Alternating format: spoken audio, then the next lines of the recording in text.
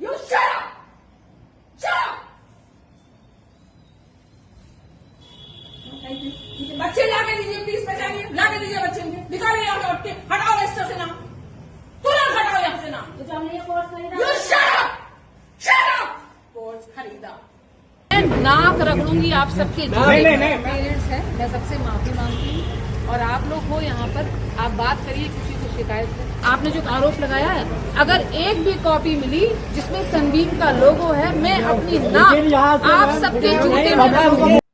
हरदोई की वो viral shut up get lost principal madam, जिनकी दबंगई वाला वीडियो सोशल मीडिया पर आग की तरह फैला था। अब उसी मामले का सबसे बड़ा अपडेट हम आपके सामने आज रखने वाले हैं।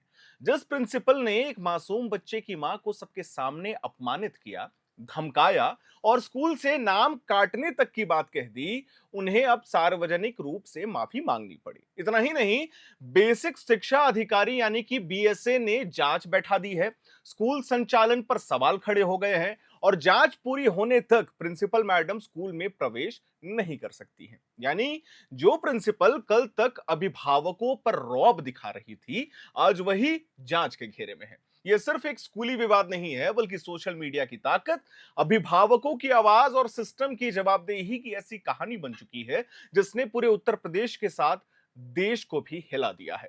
उत्तर प्रदेश के हरदोई जिले के सनबीम स्कूल से शुरू हुआ यह मामला अब राष्ट्रीय चर्चा का विषय बन चुका है। सोशल मीडिया पर वायरल वीडियो में स्कूल की प्रिंसिपल मैडम ममता मिश्रा एक अभिभावक महिला पर बुरी तरीके से चिल्लाती दिखी। शट अप, गेट लॉस्ट, इन शब्दों ने लोगों को सिर्फ नाराज नहीं किया, बल्कि शिक्षा व्यवस्था में बढ़ती मनमानी पर गंभीर सवाल भी कहीं ना कहीं तो खड़े कर दिए हैं। बताया जा रहा है कि महिला का बच्चा यूकेजी में पढ़ता है और उसने स्कूल से कॉपियां खरीदने के बजाय बाहर से कॉपीज खरीदी हैं। ये सबसे सटीक जानकारी है। बस इसी बात पर महिला को स्कूल बुलाया गया, फंक्शन हो रहा था। फिर जो हुआ वो वीडियो आपने देखा है, एक बार फिर से देख लीजिए।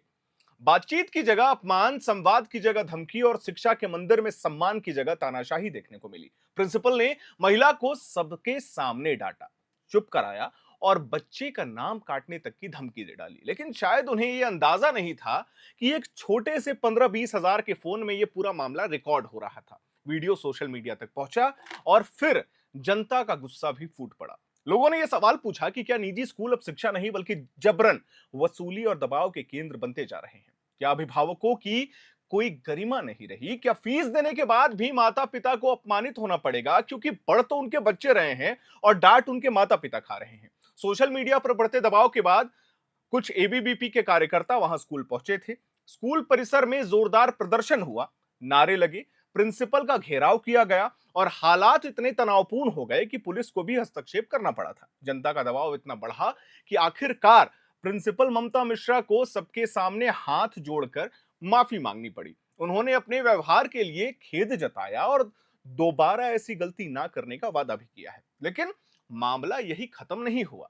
पीड़ित महिला की शिकायत के बाद बीएसए डॉक्टर अजीत सिंह ने जांच टीम गठित कर दी है। स्कूल में पहुंचकर सीसीटीवी फुटेज जब्त किए गए, पूछताछ की गई और जांच में प्रिंसिपल ने खुद यह स्वीकार किया है कि उनका व्यवहार गलत था। वीडियो भी डाला गया था। साथ ही जांच टीम को स्कूल संचालन के खामियों के बारे में भी बताया गया। यानी मामला अब सिर्फ बदसलूकी तक सीमित नहीं रहा, बल्कि पूरे प्रशासनिक ढांचे पर सवाल खड़े हो गए हैं।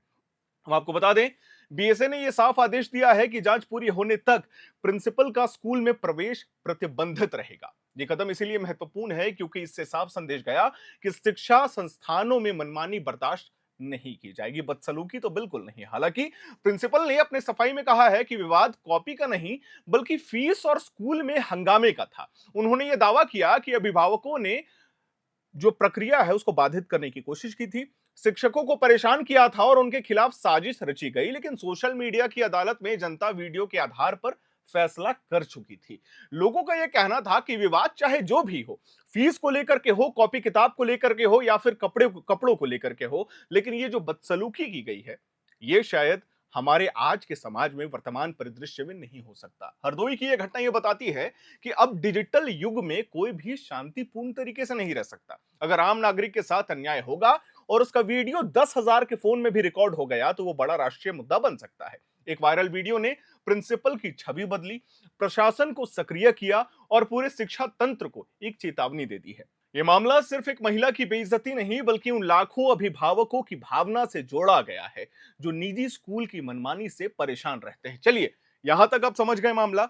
अब हम दोनों तरीके की बातों को आपके सामने रखेंगे और ये निर्णय आपको लेना है कि सही कौन था और गलत कौन था। जैसे ही ये वीडियो वायरल होता है जहां प्रिंसिपल मैडम ये कह रही थी कि मैंने कॉपी किताब को लेकर के नहीं डांटा था, मैंने इसीलिए डांटा था क्योंकि उसके माता पिता लगातार कई दिनों से स्कूल में आ रहे थे, फीस कम करवाने की बात कर रहे थे। मेरे पास उसका वायरल वीडियो भी है, प्रूफ भी है कि कैसे मैंने उनका रीएडमिशन फीस को कम किया, लेकिन मामला कॉपी किताब का बना दिया गया। ये प्रिंसिपल मैडम का पक्ष था। वीडियो मैं लगा दूंगा स्टार्टिंग में भी और अंत में भी, आप सुन लीजिएगा। अब अभिभावक यानी कि पेरेंट्स का पक्ष भी आपको सुनाते हैं। जब उनकी माताजी से यह सवाल पूछा गया कि मामला क्या था, तो उन्होंने साफ तौर पे कहा कि हम कभी भी फीस कम करवाने नहीं गए थे, हमने पूरा कॉपी किताब खरीद लिया था। बाद में बकायदा 4 बुक और ऐड किए गए थे जिसकी कीमत 1200 से 1500 रुपए बताई जा रही थी। मैंने बस ये कहा था कि मुझे 6 से 7 दिनों की मोहलत चाहिए क्योंकि मेरी पति की अभी तक सैलरी नहीं आई है।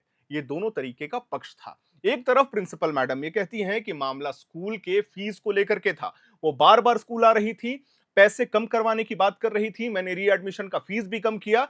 वहीं दूसरी तरफ वो माता जी कहती हैं कि मामला फीस का तो था ही नहीं, हमने ये बात कभी नहीं कही कि आप फीस कम कर दीजिए, हम बस इतना अनुरोध करना चाह रहे थे कि जो बाकी के किताब हैं, या फिर ये भी कई आरोप लगे, दर्शकों को मैं ये पूरा क्लियर करना चाहूंगा मामला कि सनबीम लिखा हुआ जो प्रिंट है वो जब तक कॉपीज और बुक्स में रहेगा तो ही मान्य कहलाएगा। इसका मतलब यह हुआ कि आपने उसे स्कूल से ही परचेज किया है, बाहर से नहीं किया। उस बच्ची के पास जो कॉपी किताब मौजूद थे वो कहीं बाहर से खरीदे गए थे, ना कि सनबीम स्कूल के द्वारा रजिस्टर्ड कोई दुकान या फिर स्कूल से।